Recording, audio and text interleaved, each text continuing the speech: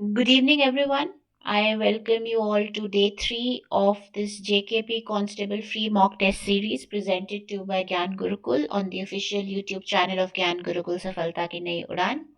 तो आज का टॉपिक है एज पर द सिलेबस। जो थर्ड टॉपिक है वो है पॉपुलर नेम्स ऑफ पर्सनालिटीज। तो 30 एमसीक्यूज डिस्कस करने से पहले 10 शब्द जो है वोकैबुलरी के देख लेते हैं। सबसे पहला है take with a grain of salt. अच्छा, इसमें थोड़ी सी मॉडिफिकेशन करी है मैंने। क्या मॉडिफिकेशन करी है कि एक्सप्लेन करने की कोशिश करी है इन इडियम्स और फ्रेजेस को रादर देन कि इनके सिनोनिम्स और एंटोनिम्स दो।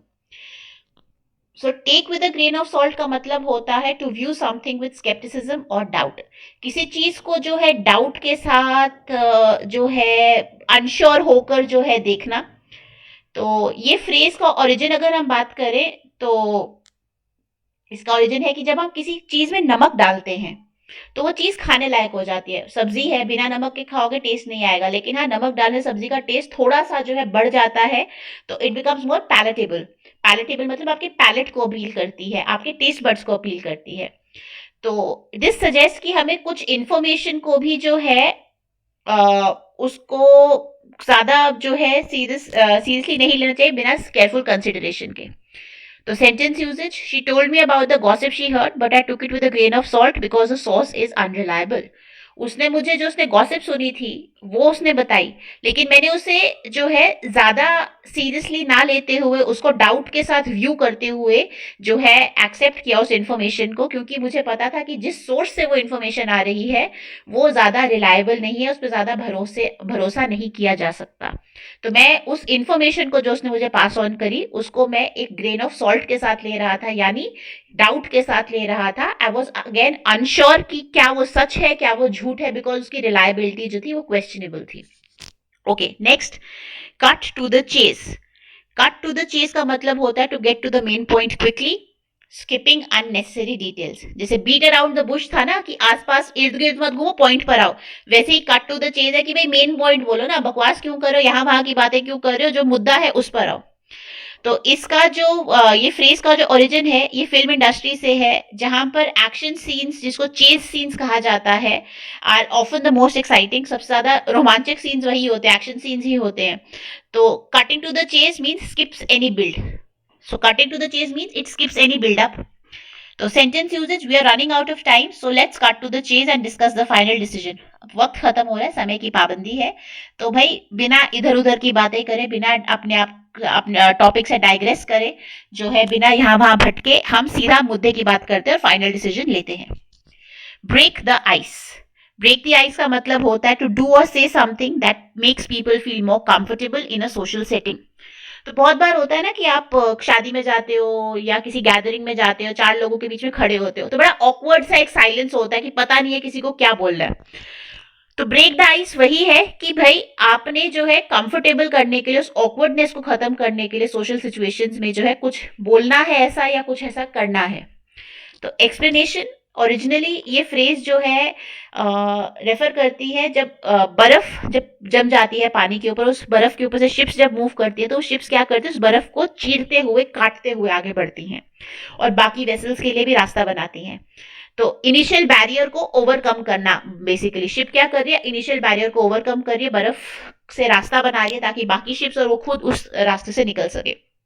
तो sentence usages, to break the ice at the conference, the speaker shared a funny story that made everyone laugh. सबको कंफर्टेबल करने के लिए, सबको जो है ज्यादा जो है to make them feel at home, जो स्पीकर था उस कॉन्फ्रेंस का उसने एक बड़ी फनी स्टोरी बताई जिससे सब हंसे और माहौल जो है थोड़ा सा लाइट हो गया, थोड़ा सा हल्का हो गया एंड सब जो है एक ज्यादा कंफर्टेबल हो गए एक दूसरे के साथ। Okay, throw someone under the bus, meaning to betray or sacrifice someone, usually to protect oneself or gain an advantage. होता है ना बहुत बार, जैसे दो लोगों ने शरारत करी, स्कूल में होता था, तो आप बोलते नहीं मैम मैंने नहीं किया इसने किया, तो आपके दोस्त को पनिशमेंट मिल जाती थी। That is basically throwing someone under the बस। आप किसी को धोखा दे रहे हो या किसी की बलि चढ़ा रहे हो अपने आप को बचाने के लिए या खुद के फायदे के लिए।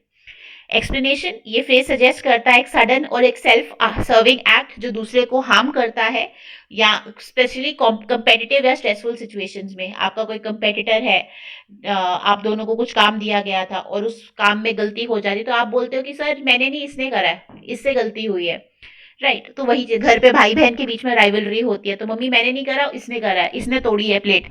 तो आपकी कंपेटिटिव या स्ट्रेसफुल सिचुएशन में जब ऐसा होता है, जब आप दूसरे पे ब्लेम डाल देते हो अपने आप को बचाने के लिए या खुद का फायदा कराने के लिए, तो that is throwing someone under the बस।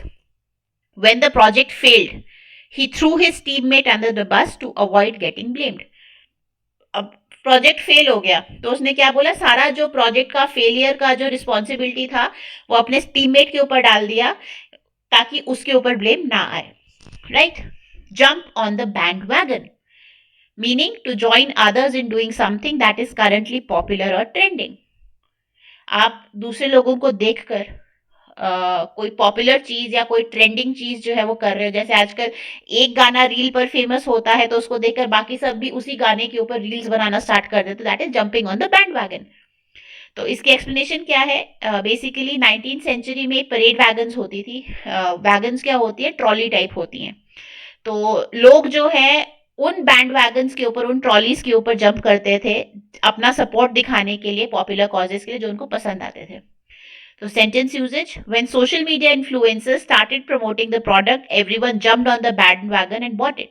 जब social media influencers ने इस पर्टिकुलर प्रोडक्ट को जो है प्रमोट करना स्टार्ट करा, तो सबने देखा और सबने क्या किया, उन सोशल मीडिया इन्फ्लुएंसर्स की बात मानी और उससे उन्होंने जाकर वो प्रोडक्ट खरीदा। They also join the popular trend.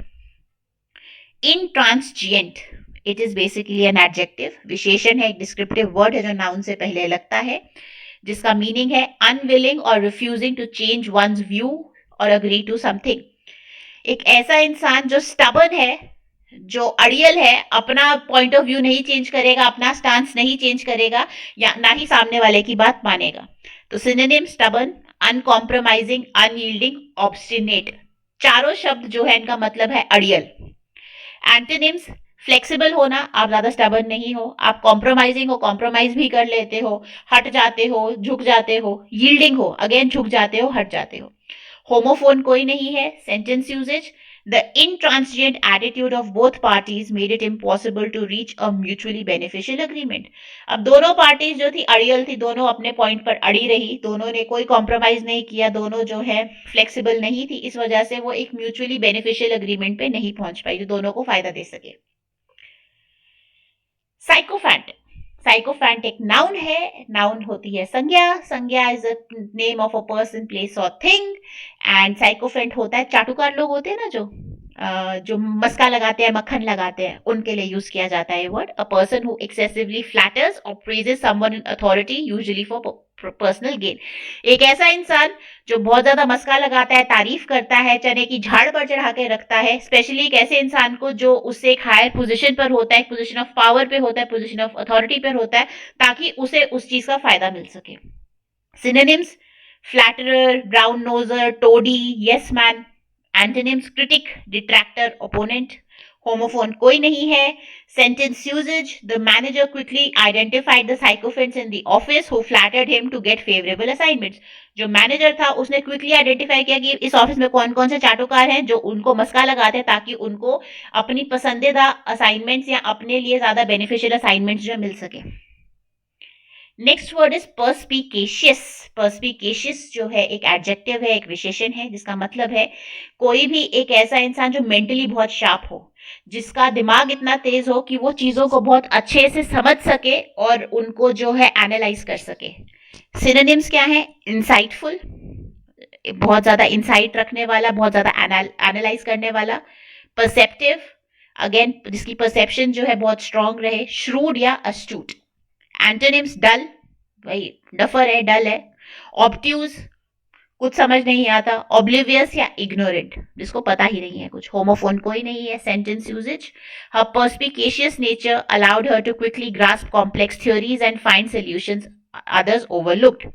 उसका जो पर्सपिकेशियस नेचर था, जो उसकी एबिलिटी थी, जो मेंटली वो इतनी तेज थी, इतनी नॉलेजेबल थी, वो इतनी शार्प थी कि वो बड़ी जल्दी से कॉम्प्लेक्स चीजों को पकड़ लेती थी, समझ लेती थी और ऐसे सोल्यूशंस देती थी जो बाकी लोग ओवरलुक कर जाते थे बिकॉज वो इतने शार्प नहीं थे.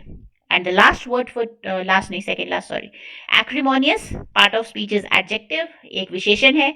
इसका मतलब होता है कि बहुत ही कड़वा और गुस्से वाली बात करना, एक कड़वे और गुस्से वाले तरीके से बात करना. तो डिबेट्स या डिस्प्यूट्स में या लड़ाई में जब हम जो टोन यूज करते हैं उसको एक्रिमोनियस बोला जाता है. सिनोनिम्स है बिटर, कड़वा, कॉस्टिक अगेन जहरीला, कॉस्टिक इज अगेन जहरीला, हार्श बहुत रफ तरीके से बात करना, या acerbic, it also means bitter, caustic, harsh. Antonyms है harmonious, kind, gentle, pleasant, homophone कोई नहीं है. The debate turned acrimonious as both candidates began to personally attack each other's viewpoints. जो डिबेट चल रही थी वो एकदम से कड़वी हो गई, एकदम से जो है गुस्से वाली टोन्स में बात होना शुरू हो गई, क्योंकि दोनों कैंडिडेट जो डिबेट में इन्वॉल्व थे वो एक दूसरे को पर्सनली अटैक करना स्टार्ट हो गए उनके व्यू पॉइंट्स को लेकर. And the last word for today is truculent. Truculent is again an adjective जिसका मतलब होता है कोई भी ऐसा इंसान जो बहुत अग्रेसिव है और हमेशा रेडी रहता है लड़ने के लिए या आर्ग्यू करने के लिए. तो सिनोनिम्स हैं इसके हॉस्टाइल, बेलिजरेंट, अग्रेसिव या फियर्स. हॉस्टाइल होना अगेन जो है बागी होना, बेलिजरेंट इज अगेन आप बहुत अग्रेसिव हो, अग्रेसिव अग्रेसिव होता है, और फियर्स अगेन अग्रेसिव होता है.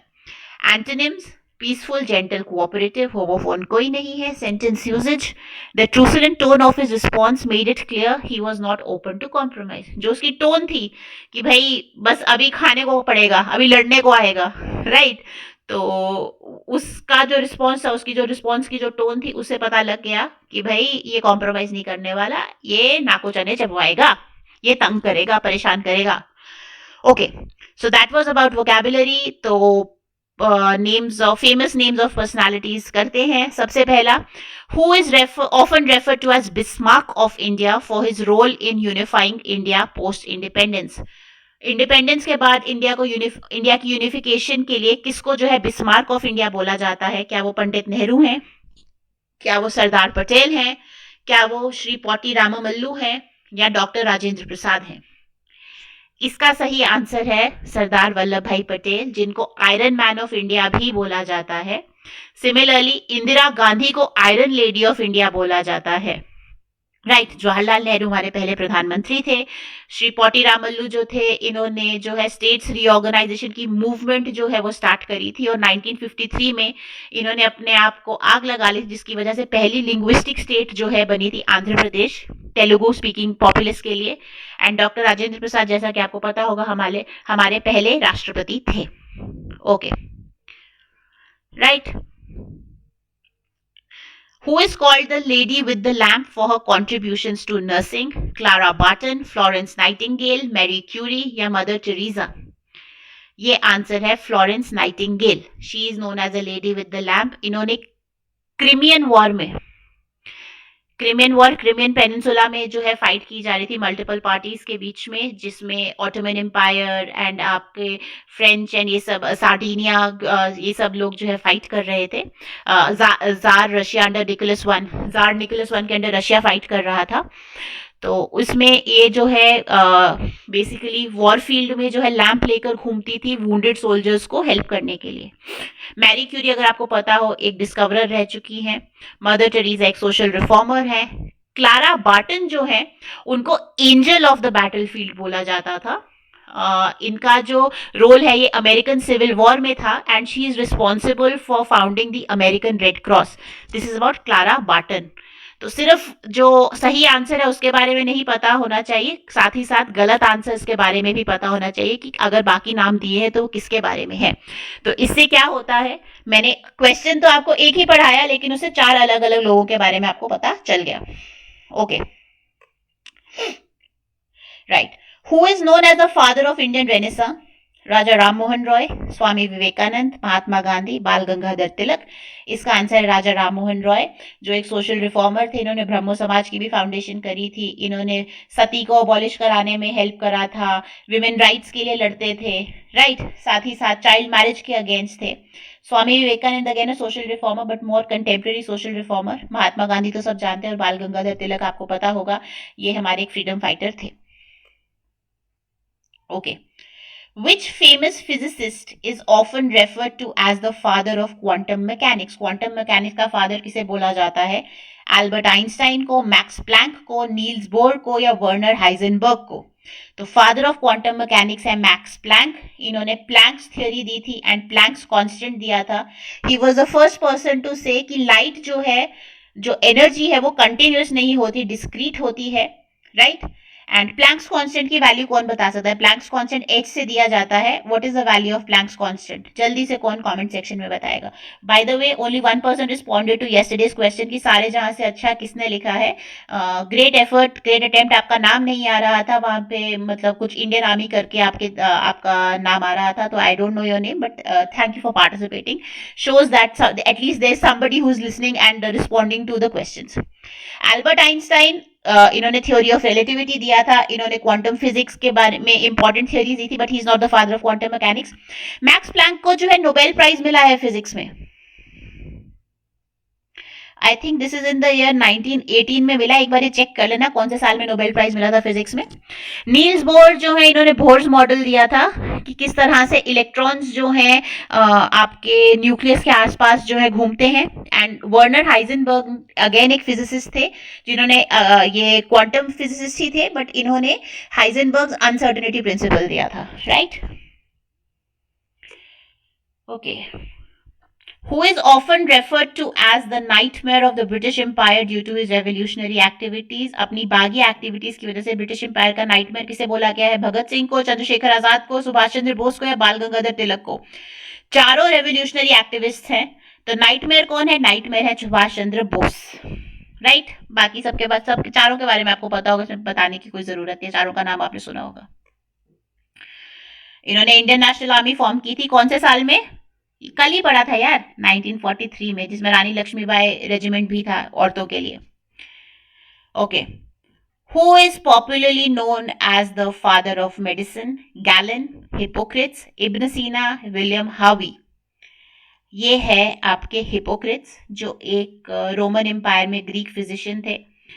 इनका मेडिकल एथिक्स को लेकर और सर्जिकल प्रोसीजर्स को लेकर इन्होंने काफी काम किया था. गैलन जो है लेटर ऑन आए थे हिपोक्रेट्स के बाद, और इन्होंने हिपोक्रेटिक मेथड्स को फर्दर रिफाइन किया था. इब्न सीना, जिनको जो है इंग्लिश में एविसेना के नाम से भी जाना जाता है. He was not only a he was not only involved in medicine, but he was a philosopher, he was a writer, he was a traveler, right? ये आपके जो इस्लाम में जो साइंटिफिक रेवोल्यूशन थी उसमें एक बहुत इंपॉर्टेंट रोल प्ले कर चुके हैं. और विलियम हार्वी जो है बहुत लेटर आए हैं. कार्डियोवैस्कुलर मेडिसिन एंड कार्डियो, आपका जो सर्कुलेटरी सिस्टम है, इन्होंने जो है उसको डिस्कवर करा था. इन्होंने बताया था कि हार्ट जो है वो पंप करता है. गैलन और हिपोक्रेट्स का मानना था कि ब्लड जो है वो लिवर में प्रोड्यूस होता है और बॉडी में कंज्यूम होता है. It was William Harvey who said कि ब्लड जो है एक सर्कुलेटरी सिस्टम में फ्लो करता है and heart acts as a pump of that circulatory system. Okay, moving on further. Which Indian economist is often referred to as the father of the White Revolution? White Revolution के father कौन है? क्या वो M S Swaminathan है? क्या वो अमर्त्य सेन है? क्या वो वर्गीस कुरियन है? या वो सी सुब्रमण्यम है? वो है वर्गीस कुरियन, जिन्होंने अमूल मूवमेंट को जो है मिल्क प्रोडक्शन को लेकर जो है बहुत काम किया था. अमर्त्य सेन आपको पता होगा एक इकोनॉमिस्ट हैं जो नोबेल प्राइज जीत चुके हैं 1973 में शायद. हाँ, इन्होंने कैपेबिलिटी अप्रोच दी थी. M S Swaminathan is the father of the green revolution and C Subramaniam is the architect of the green revolution. ये एग्रीकल्चर मिनिस्टर रह चुके हैं 1964 से 67 तक and he worked closely to monitor and make green revolution a success in the country. Which famous scientist is known as the father of the hydrogen bomb? Hydrogen bomb की बात हो रही है, एटॉमिक बॉम्ब की बात नहीं हो रही है. ओपेनहाइमर तो एटॉमिक बॉम्ब के साथ रिलेटेड अभी मूवी भी आई थी. ये है एडवर्ड टेलर. एडवर्ड टेलर जो है he is responsible, he is known as the father of the hydrogen bomb. Enrico Fermi की बात की जाए तो इन्होंने पहला न्यूक्लियर रिएक्टर बनाया था. एंड रिचर्ड फेनमैन की बात की जाए तो इन्होंने जो है क्वांटम इलेक्ट्रोडायनामिक्स पर काम किया है. He is a very important physician, recent time के फिजिशियन है. But father of hydrogen bomb is Edward Teller. Edward Teller, option B is correct. Who is known as the father of microbiology? Microbiology के father कौन है? Robert Koch, Antony van Leeuwenhoek, Louis Pasteur या Alexander Fleming? It is Antony van Leeuwenhoek. Robert Koch ने जो है germ theory दी थी, right. Louis Pasteur ने पास्चराइजेशन की बात की थी कि किस तरह से माइक्रो ऑर्गेनिजम्स मिल्क और वाइन जैसे लिक्विड्स में जो है ग्रो करते हैं और उनको किस तरह से अवॉइड किया जाता है, किस तरह से प्रोसेस ऑफ पास्चराइजेशन किया जाता है। एंड अलेक्जेंडर फ्लेमिंग ने पेनिसिलिन की डिस्कवरी की थी, which is used for the treatment of bacterial infection. तो father of microbiology is Antony van Leeuwenhoek, जिन्होंने बेसिकली स्टडी करा था कि माइक्रो ऑर्गेनिजम्स के बारे में स्टडी किया था, आपके different categories of micro organisms के बारे में, बैक्टीरिया, फंगस, प्रोटोजोआ, इन सब के बारे में स्टडी किया था। Who is known as the Iron Chancellor in European history? क्या वो चार्ल्स डी गॉल हैं, ऑटो वन बिस्मार्क है, नेपोलियन बोनापार्टे हैं या विंस्टन चर्चिल हैं? ये हैं ऑटो वन बिस्मार्क, जो आपके प्राइम मिनिस्टर थे प्रशिया के, and later on he led to the unification of Germany and he became the first chancellor of Germany, unified Germany, that is why. Napoleon Bonaparte, Winston Churchill को सब जानते हैं। Charles de Gaulle जो है, again ये French एक statesman थे, एक पॉलिटिशियन थे, right, but he was not the chancellor. Okay. Who is known as the mother of Indian revolution? Indian revolution की मदर कौन है? Annie Besant, Sarojini Naidu, madam Bhikaji Cama या उषा मेहता? ये है madam Bhikaji Cama. Annie Besant, Sarojini Naidu के बारे में आपको पता होगा। Usha Mehta, she was a participant and a freedom fighter who fought for the freedom of India in the Quit India movement, जो कि 1942 में स्टार्ट हुई थी। पहले लेक्चर में पढ़ा था ना क्विट इंडिया मूवमेंट के बारे में। गोवालिया टैंक मैदान जो है मुंबई में, वहां से लॉन्च की गई थी। Okay. Who is popularly known as the father of Indian cinema? Dada Saheb Phalke, Satyajit रे, गुरुदत्त या राज कपूर साहब? इट इज दादा फाल्के, जिन्होंने पहली हिंदी फीचर फिल्म बनाई थी राजा हरिश्चंद्र। सत्यजीत रे अगेन एन इम्पॉर्टेंट जो है figure in the cinema industry. Guru Dutt and Raj Kapoor दोनों फेमस एक्टर्स थे, प्रोड्यूसर्स भी थे, but it is Dada Saheb Phalke. Who is referred to as the human computer for her extraordinary mathematical skills? Shakuntala Devi, Ada Lovelace, Catherine Johnson, Dorothy Vaughan? It is Shakuntala Devi. Amazon Prime पे विद्या बालन की एक movie भी है इसी नाम से। बहुत तेज तेज जो है और मैनुअली ये कैलकुलेशंस करती हैं, that is why she is known as the human computer, Shakuntala Devi. Who is known as the father of modern philosophy? Immanuel Kant, Rene Descartes, John Locke, Thomas Hobbes? It is Rene Descartes who is known as the father of modern philosophy. Right. इनकी famous saying है, I think therefore I am. मैं हूं क्योंकि मैं सोचता हूं। मैं सोचता हूं इसीलिए मैं हूं, सॉरी, मैं सोचता हूं इसीलिए मैं हूं। अगर मैं नहीं सोचता तो मैं नहीं होता। He is known as the father of modern philosophy. Who is called the father of Indian nuclear program? Nuclear program के फादर कौन है? वो है Homi J Bhabha. Bhabha atomic centre है ना, तो बस वही, उसी के founder. Vikram Sarabhai is the father of the Indian space program. APJ Abdul Kalam is the missile man of India. Satish Dhawan again ये इसरो के चेयरमैन रह चुके हैं and he was a space scientist and an engineer. Who is referred to as the Maid of Orleans for her role in the 100 Years War? 100 Years War जो है France और Britain के बीच में चली थी 100 साल के लिए। तो मेड ऑफ ऑर्लियंस किसको बोला गया था? जॉन ऑफ आर्क को। She was a French heroine जिन्होंने आर्मी लीड करके जो है ऑर्लियंस के ऊपर फतेह पाई थी एंड इनफैक्ट अपने किंग चार्ल्स 7 को जो है मोटिवेट भी किया था कि भाई आप जो है, ऑर्लियंस बेसिकली सेंट्रल फ्रांस में एक बहुत इंपॉर्टेंट शहर था, तो उसको कैप्चर करने में, उसकी जो सीज थी, जो उसको बंदी बनाया गया था ब्रिटिश के द्वारा, उसे कैप्चर करने में इनका बहुत बड़ा रोल था। But later on she was caught and she was executed by the British on charges of felony, on charges of being practising witchcraft and on charges of cross dressing. चुड़ैल माना गया था इनको, इनको जिंदा जला दिया गया था। एंड क्रॉस ड्रेसिंग, आदमियों की तरह ड्रेस करके लड़ाई में गई थी, तो इसलिए इस वजह से भी ये भी इनका अपराध था।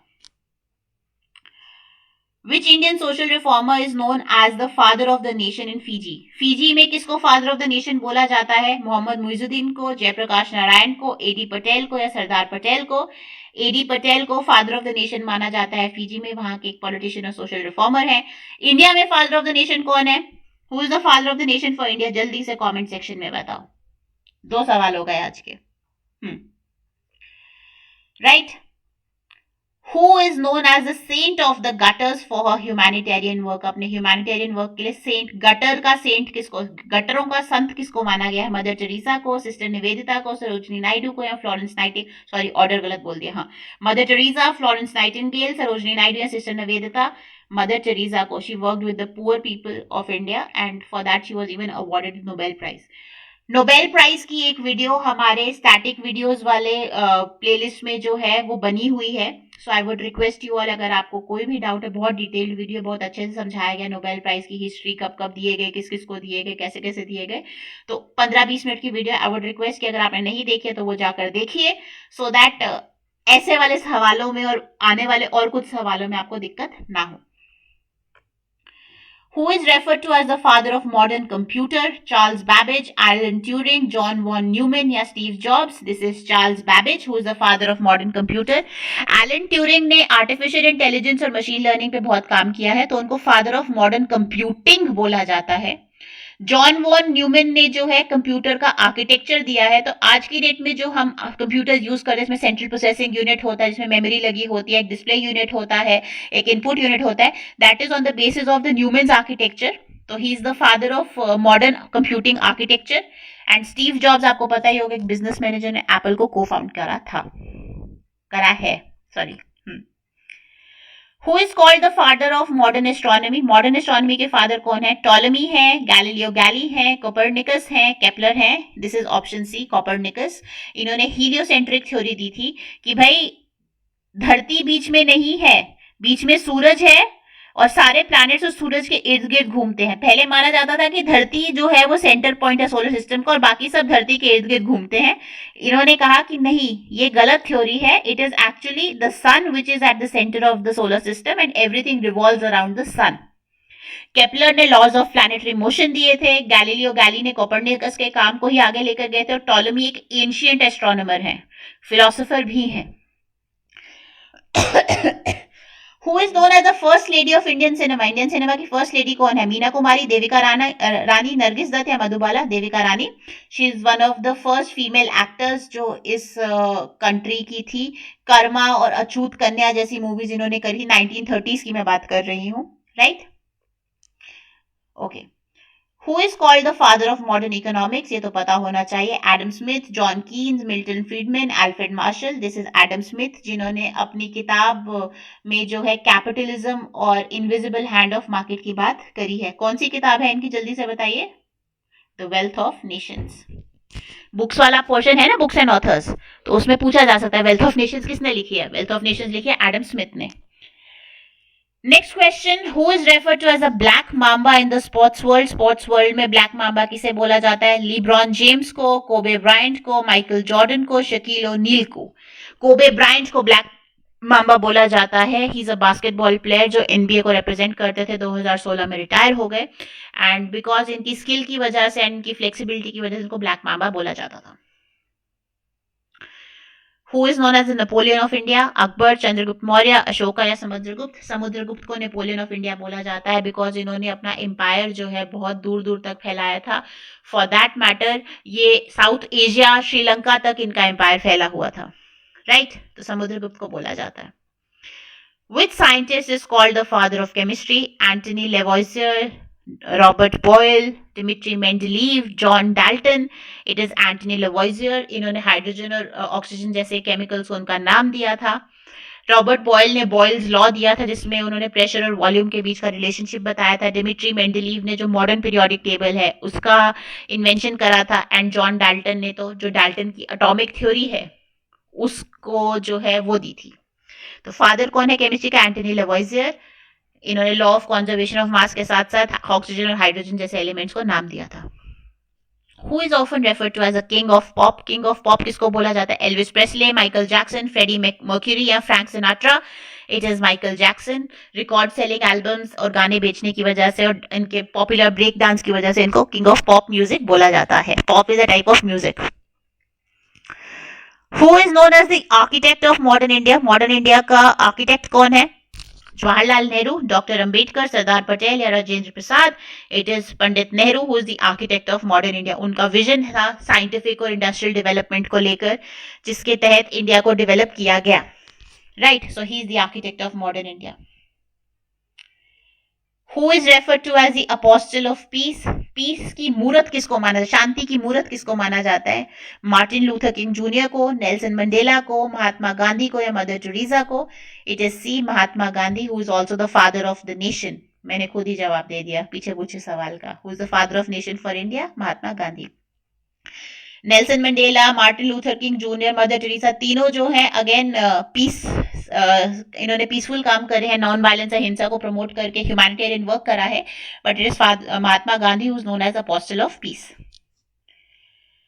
29th question. Which Indian personality is called the Metro Man? E. Sridharan, M. Visvesvarya, Ratan Tata, Sam Pitroda. It is A. E. Sridharan. इन्होंने मेट्रो इंफ्रास्ट्रक्चर को और मॉडर्न मेट्रोस का जो इंफ्रास्ट्रक्चर है उसको बहुत अच्छे से प्रमोट करा है, उसको बहुत अच्छे से डिजाइन करा है. अगर आपको एम विश्वेश्वरैया का पता हो, he was a scientist and जो 1956 की इंडस्ट्रियल पॉलिसी रेजोल्यूशन आई थी वो इन्होंने ही डिजाइन करी थी. रतन टाटा के बारे में तो सब जानते हैं. एंड सैम पिट्रोडा जो है ये बेसिकली राजीव गांधी के कैबिनेट में जो था ये एक सेक्रेटरी थे. एंड जो टेलीकम्युनिकेशंस और इंफॉर्मेशन टेक्नोलॉजी का जो रेवोल्यूशन आया है, जो इंफ्रास्ट्रक्चर डेवलप किया गया था 1990s में, 1980s 90s में, वो इनके थ्रू ही किया गया था. तो E Sreedharan is a metroman. And last question for today. Who is known as the father of genetics? Charles Darwin, Gregor Mendel, Alfred Wallace, James Watson. It is Gregor John Mendel जो एक priest थे. इन्होंने मटर के दानों के ऊपर जो है स्टडी करके आपका लॉ ऑफ जेनेटिक्स दिया था. चार्ल्स डार्विन एंड अल्फ्रेड वॉलिस जो है theory of natural selection and evolution के साथ रिलेटेड है. इनफैक्ट इट वाज और अल्फ्रेड वॉलिस जो थे वो साउथ एशिया में, इंडोनेशिया वाले मलय पेनिनसुला में काम कर रहे थे.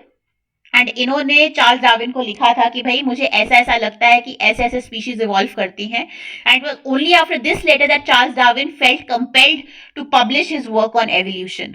तो ये दोनों theory of natural selection and theory of evolution के साथ रिलेटेड है. जेम्स वॉटसन अगर आपको पता हो तो वॉटसन एंड क्रिक मॉडल है साइंस में, जिसमें वो डबल हीलिक्स मॉडल की बात की जाती है डीएनए की, तो वो उन्होंने दिया था. एंड इनको इसके लिए नोबेल प्राइज भी दिया गया था. अगेन ये नोबेल प्राइज वाले वीडियो में कवर किया गया है. अगेन बोल रही हूँ, जिसने नहीं देखा, स्टैटिक जीके बाय नाजुक मैम करके प्लेलिस्ट है, उसमें नोबेल प्राइज वाला वीडियो, उसके साथ साथ और भी बहुत सारे वीडियोज हैं आपके सिलेबस से रिलेटेड ही बनाए गए हैं, तो आप वो देख सकते हैं. सो इसका आंसर है Gregor Mendel. He was a monk. Okay, so that was all for today. I will see you all tomorrow. Till then, happy learning. Do not forget to like, share and comment. Subscribe करें, bell button दबाएं so that आप तक हमारी video सबसे पहले पहुंचे. Do spread the word. जो questions पूछे गए हैं आंसर करिए. कोई डाउट होता है अगेन कमेंट सेक्शन में लिखिए. अगर वीडियो तेज लगी तो स्पीड को जो है यूट्यूब पर वो कम कर लीजिए. ऑप्शन देता है यूट्यूब कि आप स्पीड की सेटिंग्स जो है कम कर सकते हैं, बढ़ा सकते हैं. तो उस हिसाब से अपने लर्निंग कैपेसिटी के हिसाब से आप ऊपर नीचे कर सकते हैं. That is not an issue. Other than that कोई और इशू है, कोई और क्वेश्चन है जो आप चाहते हैं हम कवर करें, कोई और टॉपिक है, प्लीज नीचे कमेंट सेक्शन में लिखिए. इसके साथ साथ हमारी एक ऑफलाइन टेस्ट सीरीज भी जो है वो लॉन्च हुई है. OMR test sheet based series है वो. तो उसके लिए आप नीचे दिए गए एड्रेस पर या नंबर पर कॉल कर सकते हैं. हमारा इंस्टीट्यूट जो है वो अम्ब वाली गली में है, opposite science college, just next to Springdale school. आप वहां पे विजिट कर सकते हैं. So that is all.